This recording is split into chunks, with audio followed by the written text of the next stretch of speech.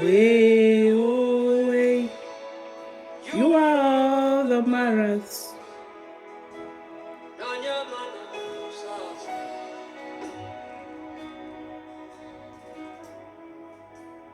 What will I be for if I don't have you, my life? What will I be if you take the Holy Ghost?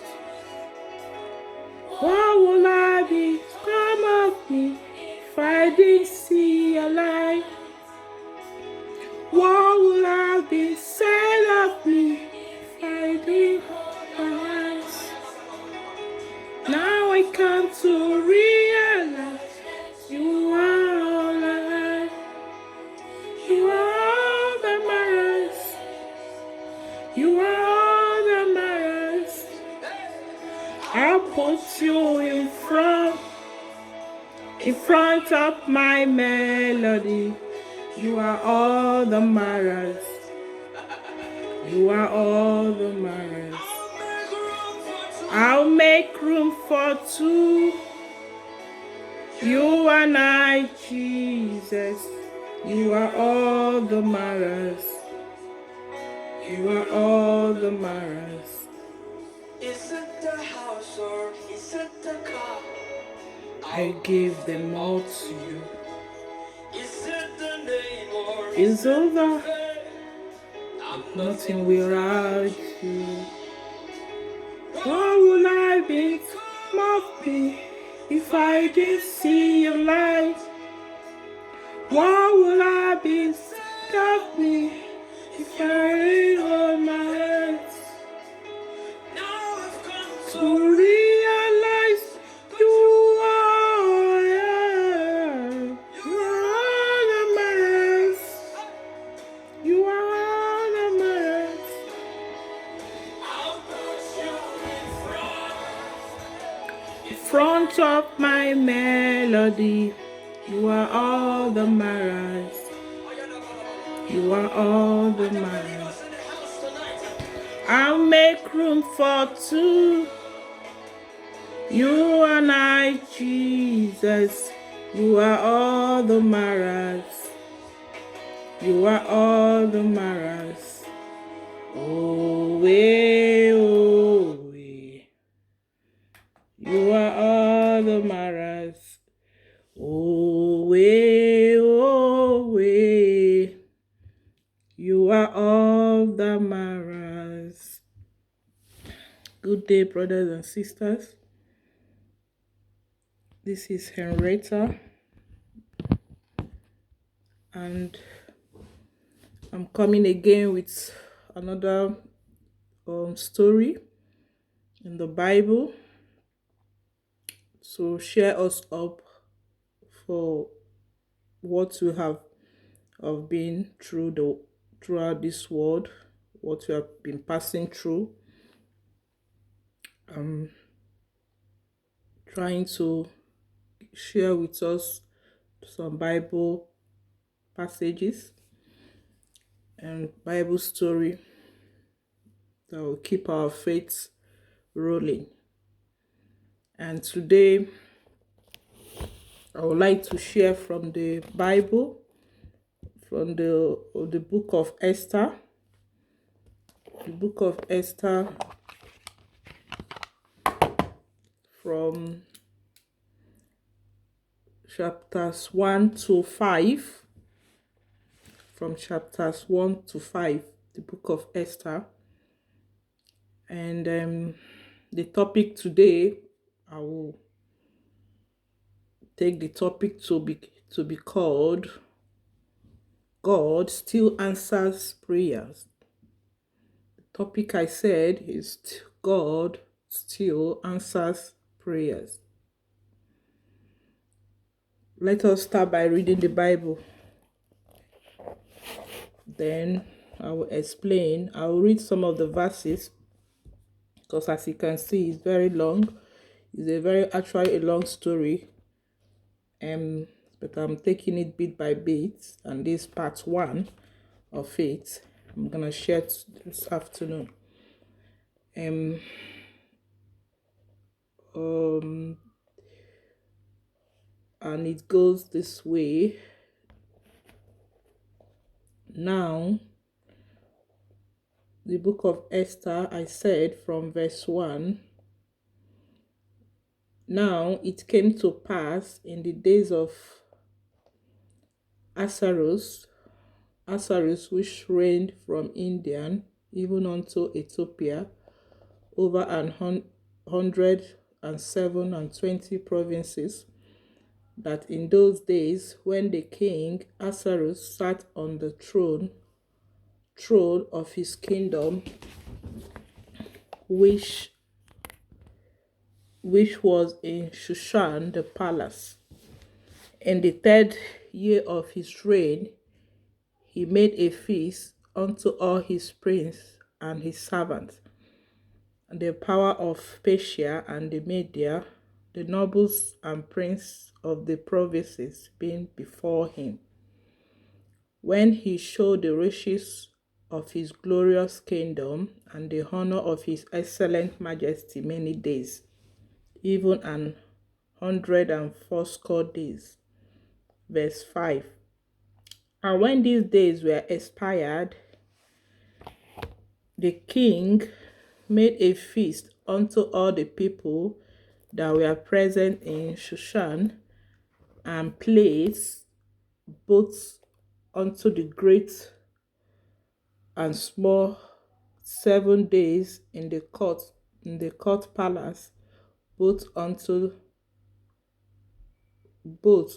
great and small. Sorry, in the court of the garden of the king's palace. And 6 says, where were white, green, and blue haggins fastened with cords of fine linen, and purple to silver rings and pillars of marble. The beds were of gold and silver upon a pavement of red and blue and white and black marble. And they gave them drink in vessels of gold, the vessels being diverse from one another, and royal wine in abundance, according to the state of the king. And drinking was according to the law; none did compel, for so the king has appointed to all the officers of his house, that they should do according to every man's pleasure. Also, Vashti the queen made a feast for the women in the royal house, which belonged to King Ahasuerus. And on the 7th day, when the heart of the king was merry with wine, he commanded Mehuman, Bizar, Habon, Bagata, Zeta, and Kakas, the 7 chamberlains that served in the presence of Ahasuerus the king, to bring Vashti the queen before the king with the crown royal, to show the people and the princes her beauty, for she was fair to look on. But the queen Vashti refused to come at the king's commandment by his chamberlain. Therefore the king was very wroth, and his anger burned in him. Then the king said to the wise men, which knew the times, for as was the king's manner towards all that knew the law and judgment. And verse 14, and the next unto him was Kashena, Sheta, Adamat, Teshia, Meris, Messina, and Memucan, the 7 princes of Persia and Media, which saw the king's face, and which sat at the first in the kingdom. What shall we do unto the queen Vashti according to the law, because she has not performed the commandment of the king Ahasuerus by the chamberlain? And Memucan answered before the king and the prince Vashti the queen had not done wrong to the king only, but also the prince and to all the people that are in the provinces of the king Ahasuerus. For this deed of the queen shall come abroad unto all women, so that they should despise their husbands in their eyes when it should be reported. When shall when it shall be reported, the king Ahasuerus commanded Vashti the queen to be brought in before him, but she came not. I will just stop there and for now. Let me explain and about the story in Esther, book of Esther. All what is saying in this story right now is about the king Ahasuerus, called Ahasuerus, is a powerful king in the land of Shashun. And Shashun is he's a very powerful king who has been like he's been having crush or he's been admiring a lady called Vashti, and he was hoping that the lady Vashti will become the queen of Shushan, but not knowing that Vashti she's not like responding, she's not willing to become his queen. He never knew that, and he's already like boasting and inviting a lot of his friends to come along to see his new queen, which he was referring to, and he was admiring her because according to the Bible she's supposed to be a pretty lady, a very pretty queen. But Vashti refused to come on the call of um, the king to answer the king, and that made the king to be furious. The king is so angry about what Vashti did, because Vashti did not only disobey him, the king, he also disobeyed his friends, because he's got other of his friends who has come from other provinces, like other of the prince and the governors from other states were also involved in the incident, because Vashti was so proud of herself. She was feeling she does not need to come to obey the king, and this made the king so angry. And let's see what happened next. What happened next was the maid servant, that's the chamberlain, they started giving the king suggestions, and they were like that for the art which Vashti did to dishonor the king, that she should be stripped off. She shouldn't be called the queen of Shushan anymore. Why not they look for another queen that will replace Vashti?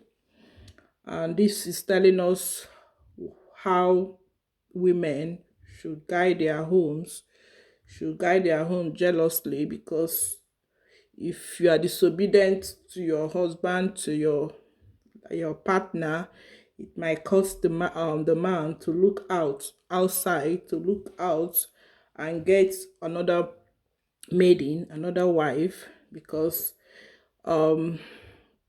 our character portrays our way of life, um, can make us change our life, can make things happen in our marriages. It is not only in terms of the woman, even the man, because there are also men that are promiscuous. So it's like vice versa. So if one is is supposed to do the right thing in the family and you're not doing it, you're like being nonchalant, or you're not taking care of your family. So you have defaulted. The other party might be tempted to search or get for another person that is better off for her or for him. So that is what happened here with King Ahasuerus and Queen Vashti. So Vashti, that was how Vashti was stripped off of her queenship. And what happened, and in that land there is also a man which is a Jew, the Jewish, and called Mordecai. He's also been waiting or being at the gate. He is the gatekeeper to the king. So it happened that he's got a daughter called Esther, and this girl was adopted daughter for him. He was not the biological. They are cousins. I think they are cousins. So actually, when the parents of Esther died, Mordecai adopted Esther. So, and it happened that now the king is tempted to start in search of another queen, since Vashti has defaulted in her rule. So when the king the king started in search of other people started coming in, a lot of maiden were asked to come in for selection, for them to know who is gonna be the next queen. About a lot of maiden were coming in. So, and they were supposed to go for purification. They have to go to purify themselves before they come in presence of the queen. That is how in Shushan the law says. So each of them were like given some months to purify themselves before coming in presence of the queen, the king. So it happened that when Mordecai heard that, he told Esther to prepare and to go and see for herself if that is what she's gonna find favor in presence of the king. So but she should not disclose her identity as a Jew. So Esther literally went, and as soon as the king the king Ahasuerus saw her. That is why in Esther in Esther in Esther 3 in Esther 3 no, let's read from Esther 2.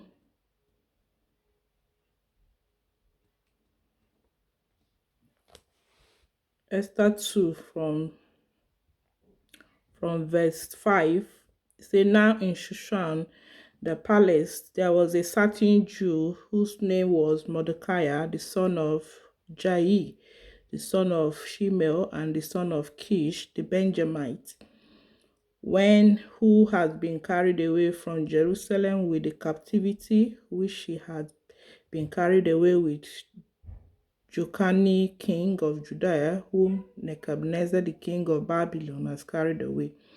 And he brought up Hadassah, that is Esther, his uncle's daughter, for she had neither father nor mother, and the maid was fair and beautiful, whom Mordecai, when her father and mother were dead, took for his own daughter.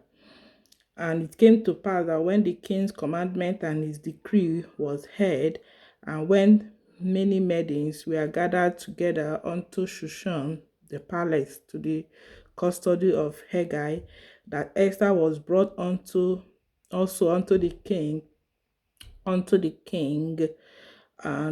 the Esther was brought onto the king to the custody of Haggai, keeper of the women. And the maiden pleased him, and she obtained kindness of him, and he speedily gave her her things for purification. And Mordecai, let's go down to where, and in 12 he said, and now when every maid turn was come to go into the king Ahasuerus, after that he had been 12 months according to the manner of the women.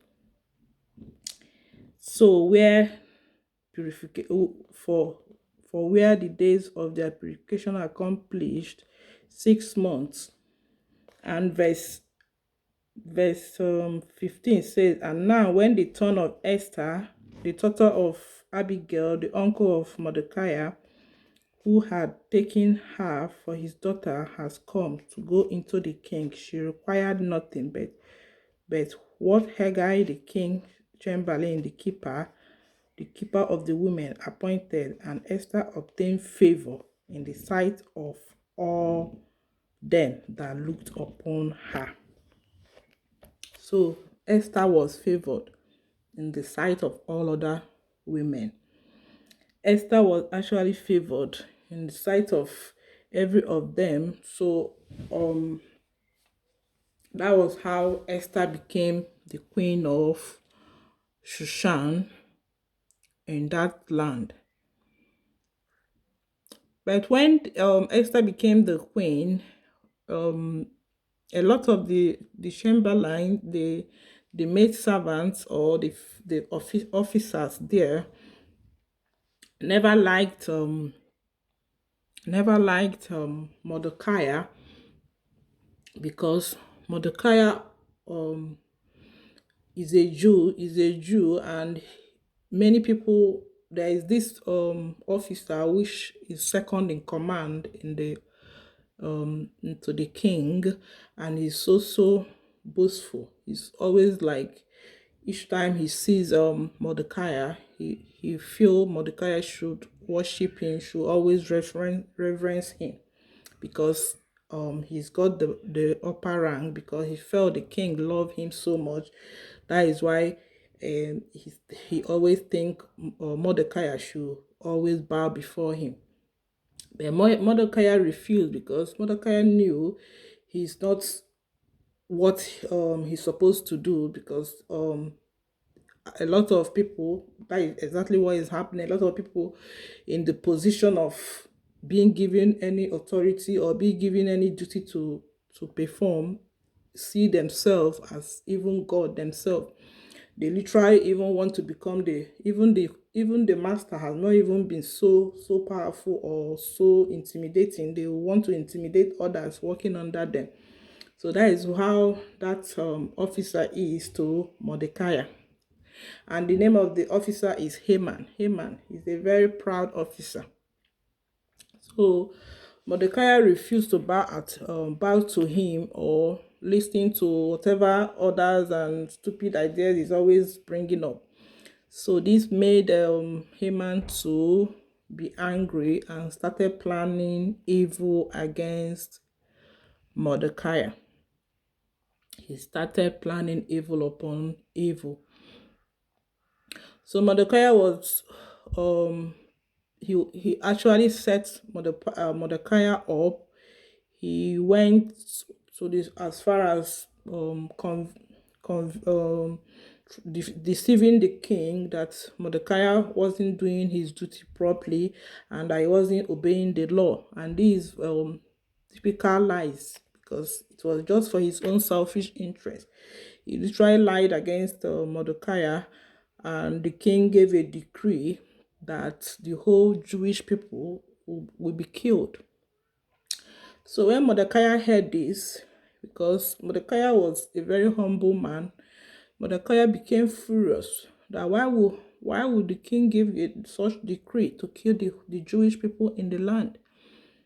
So the Mordecai put on his sackcloth. He became so angry, and put on his sackcloth and went to the city, and, and was angry that all the Jewish people should come together for them to declare fasting and prayer, for them to pray and avert whatever plan Haman was planning.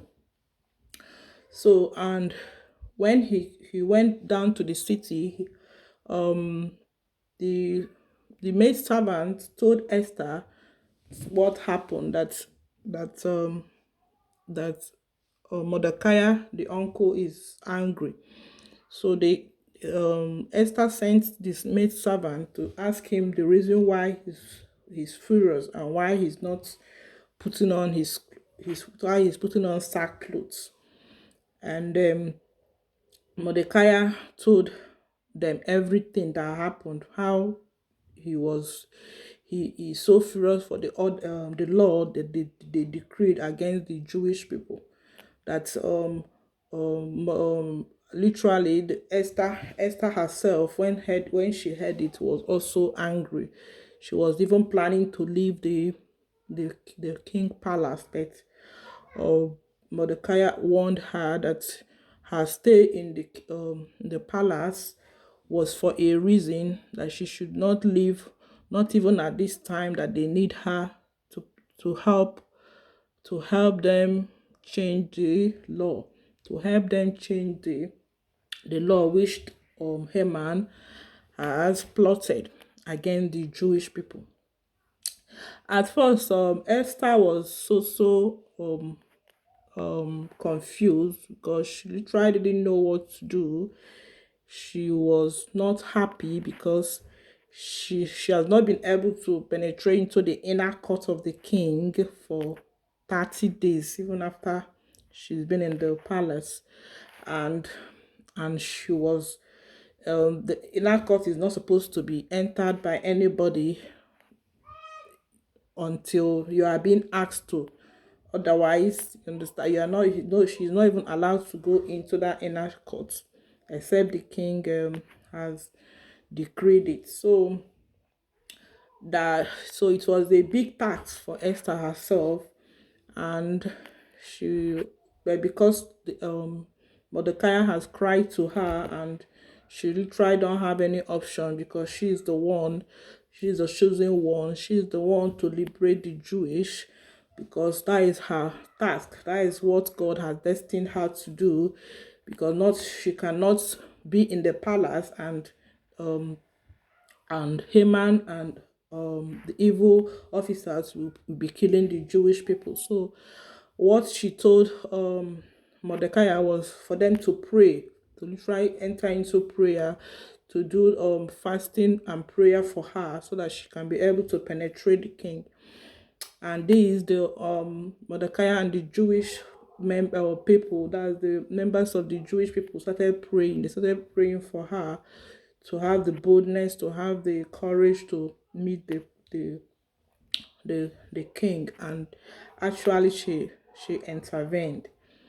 So let's watch out in the next part what happened. That will be in the part 2. But for now, I'm asking us to, in this story, is really telling us a lot about prayer, and that God still answers prayer despite anything, despite your predicament, because you can see what happened with uh, with say Esther, Mordecai is a prayerful man. If he had not prayed, he wouldn't have been able have access to see for Esther to be among those chosen maiden, which now she is the one that God try wants to use to liberate the Jewish people at this time, that they have passed a decree to kill all Jewish members.